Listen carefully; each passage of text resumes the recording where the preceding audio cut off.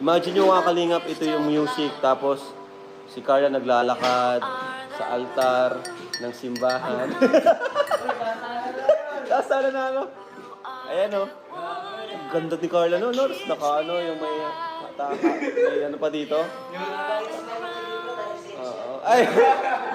Tapos si Jomar nag-iyak-iyak na si Jom, sabang naglalakad si Carla. Ay, grabe. Yun na imagine ko sa ano na to eh, sa music na to eh. Ha? Tapos si J-Bar eh.